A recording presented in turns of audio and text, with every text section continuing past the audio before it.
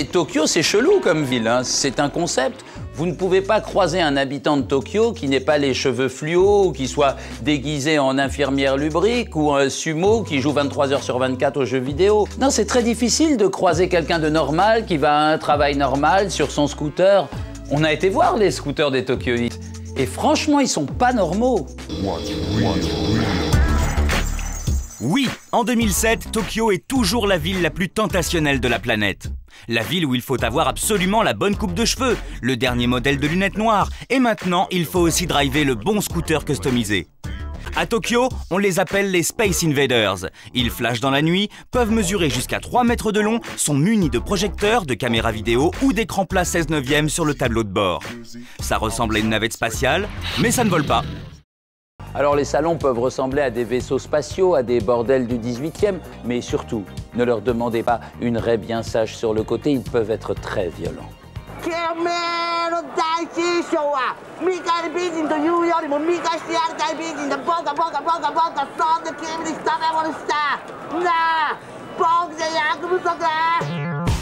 Et il a raison, notre ami aux cheveux orange. À Tokyo, le culte du look, ça peut vous rendre dingue. Il n'y a qu'à faire un tour dans la rue pour s'en rendre compte.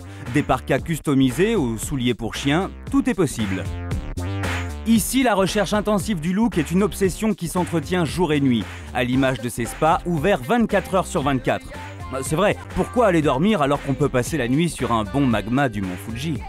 Si vous êtes un japonomaniaque, comme il y en a de plus en plus parmi les adolescents français, un bon conseil, beaucoup de maquillage et une machine à coudre.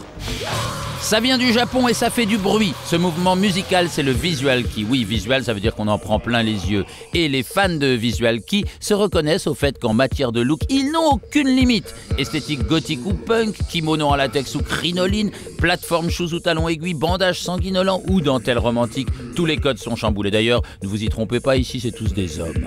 Le mouvement est né dans le Japon des années 80 et a mis du temps à sortir de ses frontières. Mais aujourd'hui, la France semble prête à succomber à cet univers doudingue. Les Français ont découvert le visual kei grâce au dessin animé japonais, tout simplement, notamment le manga de X.